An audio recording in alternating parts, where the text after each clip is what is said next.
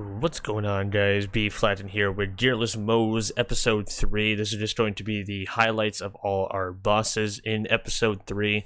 We're starting off with Aurelia here. Aurelia gave me some problems throughout this entire playthrough. I skipped out a majority of the deaths. I had probably about 3 or 4. But Aurelia gave some problems. The little tornadoes that she has when you're outside of Iron Bear do a ton of damage. As you can see, I only have 751 HP, and whenever one of those hits, it hurts. Whenever she's in her little ice prison thing, I didn't find out until later.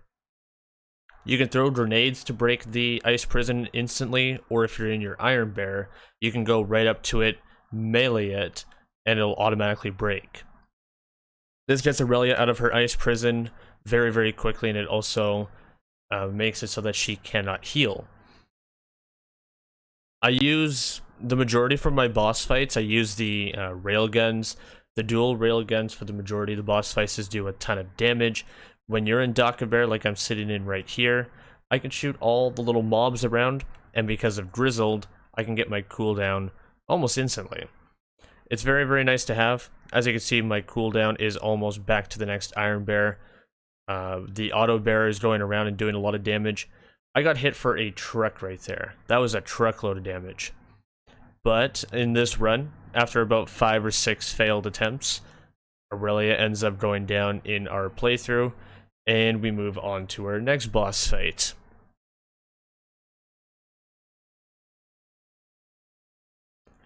Our next boss fight here, we move on over to a Graveword after we're done and through with Aurelia in the black cellar dwellers or whatever it's called. The cellar, I don't remember the name. It's been too long.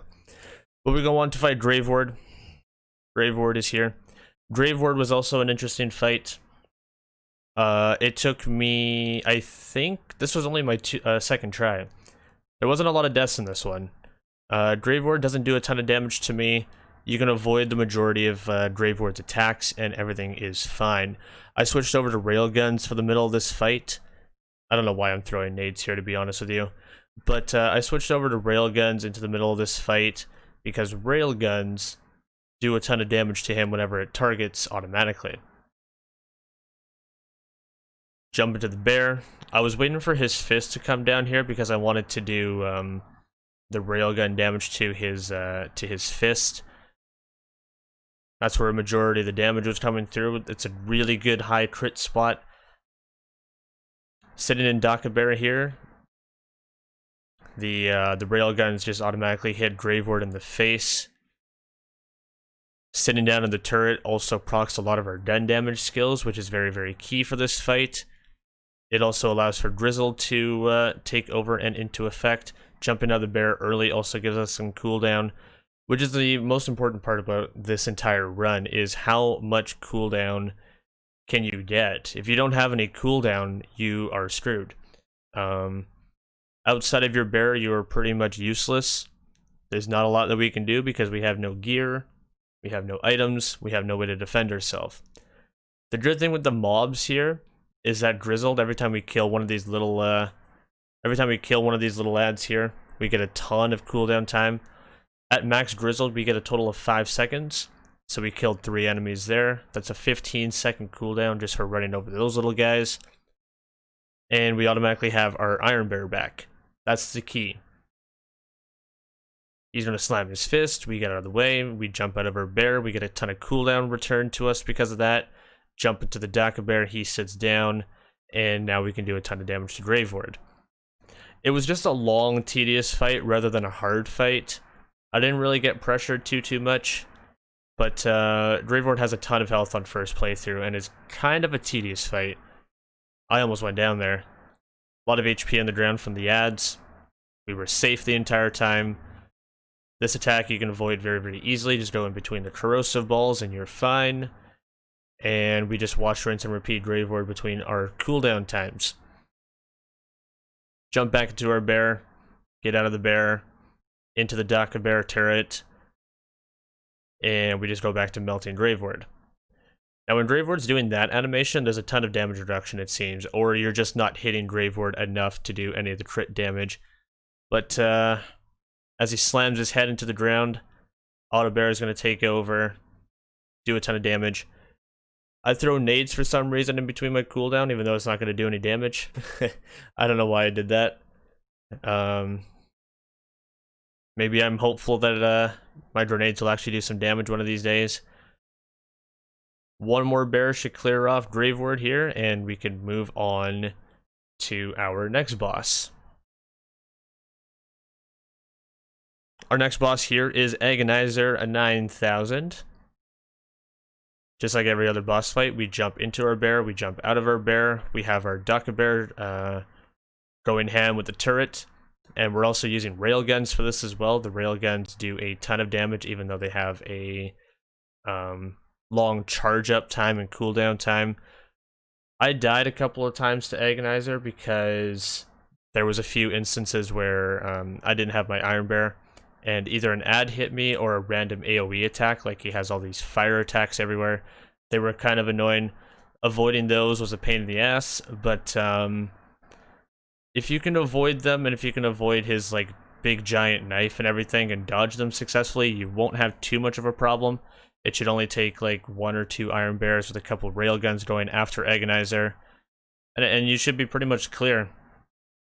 He did go into commercial break, unfortunately, so I had to go through an entire round of mobbing, which was kind of annoying. But because of our Duck Bear cooldown time, we were fine throughout the entirety. Just went into commercial break there.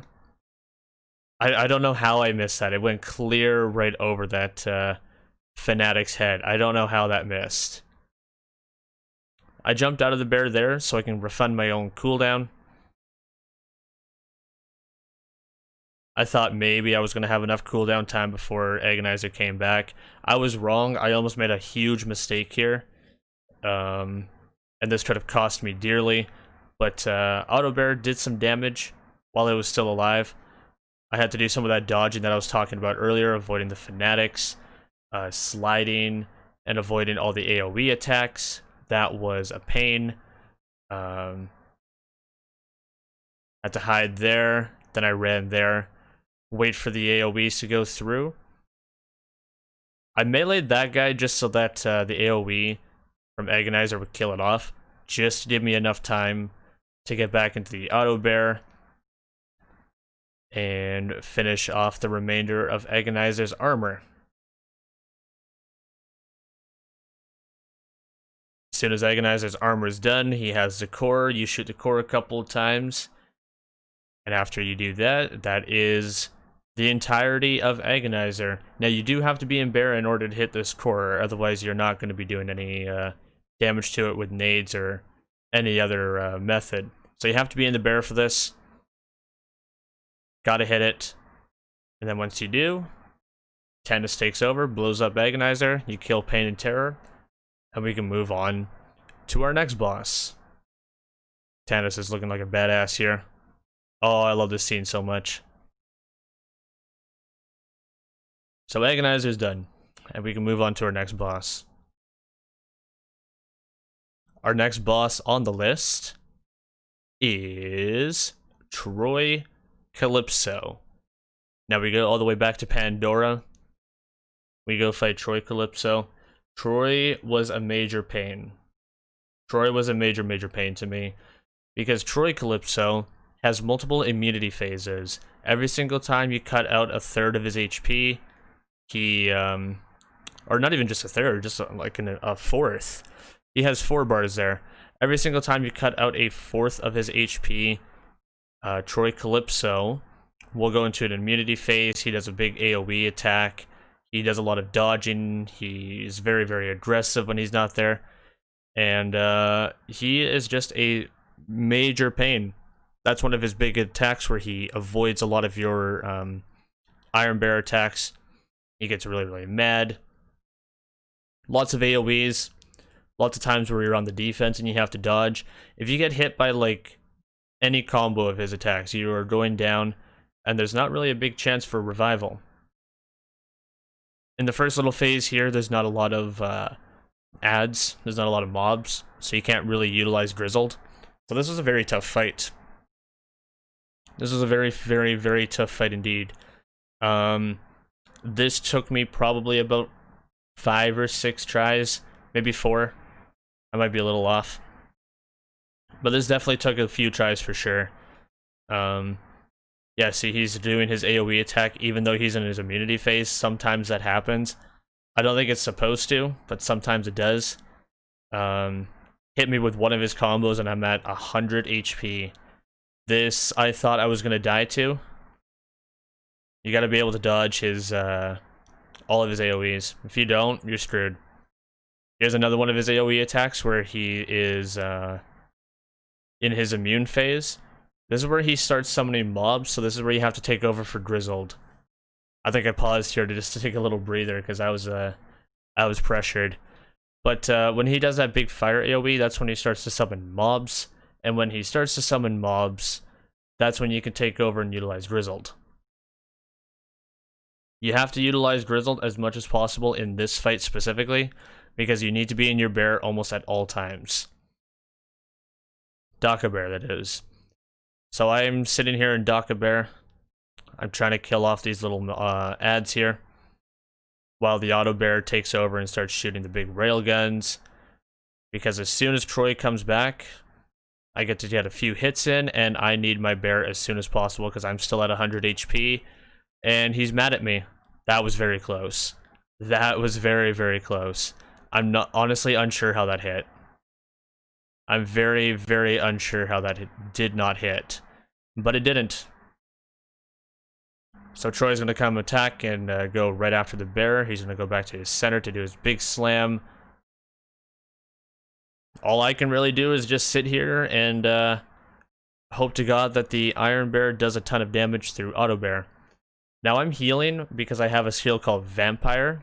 Vampire, I don't know how to pronounce exactly, but Vampire, whenever you get a kill, or every time you hit with a grenade, sorry, or you do damage while in Iron Bear, you heal.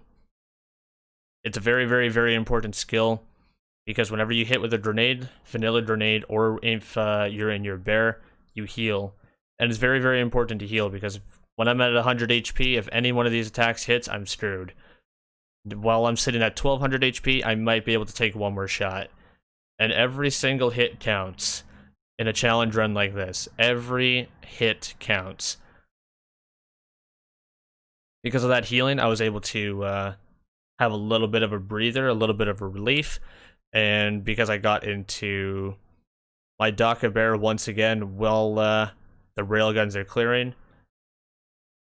It's very, very short to the end of Troy Calypso. Good fight, Troy. Troy did take a couple of tries, like I was saying earlier. He did take a couple of tries for sure. He was not an easy boss. He might have been the most challenging boss up to this point. But after about 5 or 6 runs, he ends up going down. Because of that, we can move on to our next boss. Our next boss is going to be on Necrodefeo, is going to be General Truant. Nice, easy kill. Truant ended up getting me on my first try. On my first attempt on General Truant, Truant did end up killing me. It was embarrassing enough to say, because Truant is immune, or not immune, he's resistant to shock damage, and my railguns here are shock damage. So he was able to tank the first time around. The second time around, I was getting lucky. I got a few hits on his crit spot, and it did major, major damage, taking out his shield so that he's unable to be resistant to my shock for my second round. And then we got to clear off General Truant with ease on the second try. Yeah, you can see all those big resist numbers there. Moving on to our next boss, it is Tyreen the Destroyer. Now, Tyreen was the biggest pain. Tyreen took me the longest time. It took a respec. It took every fiber of my being to beat Tyreen the Destroyer, Gearless. Because Tyreen has multiple immunity phases. Tyreen leaves the battlefield. I can't use Iron Bear while going after the eye here. So I have to go up and melee it. I have to time it right so that I can get my Iron Bear back in time. It was a pain. I had to spec out for full DPS. I couldn't do anything like healing related. I had to go full DPS. I had to utilize every single skill that did gun damage for Daka Bear. It was a major pain. The respec, and after about 45 minutes, and heck, even during this fight, I remember Jolt's dude stopped by, tossed some words of encouragement. It took every fiber of our being to do it. A respec, about half an hour, about 10 tries, and even the legend himself, Jolt's dude, for some words of encouragement to defeat Tyreen. This, I don't think I would ever do this again. You couldn't pay me to do this fight again. A Gearless Moze versus Tyreen the Invincible, or Tyreen the Destroyer. I made a big mistake there. I actually should not have shot the eye. Railguns with fire damage is very important here. Gotta keep in mind that railguns with fire damage is very important.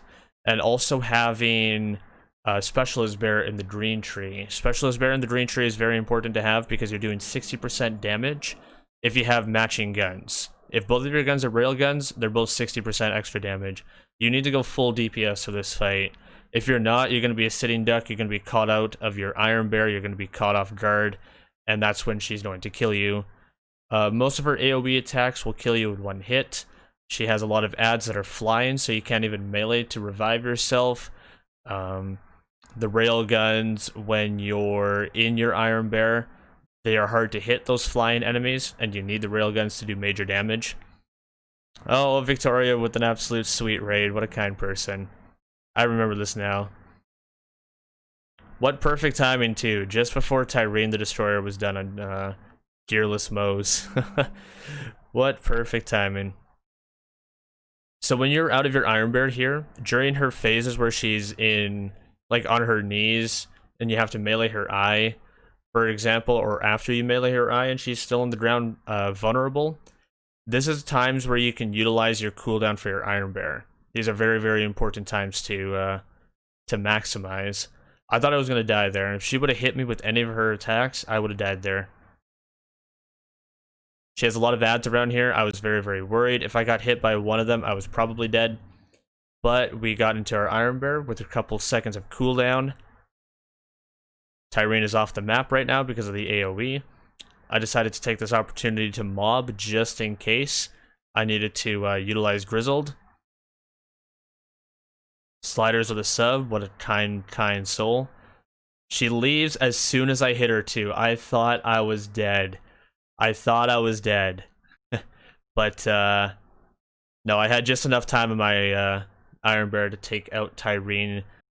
I think that's going to call the episode here. We are not done the Gearless run. There's a lot more to do with Gearless Moze. We got to do a level 60. We got to get into the takedowns, and we're going to see how far we could take Gearless Moze until enough is enough. But my name is B-Flattened, guys. Thank you so much for watching, and thank you for sticking around the entire series. It really does mean the world and a half to me. If you guys did not know, I am streaming this Gearless Moze as well, along with many other builds. I do this from Tuesdays to Saturdays at 5:30 p.m. CST time.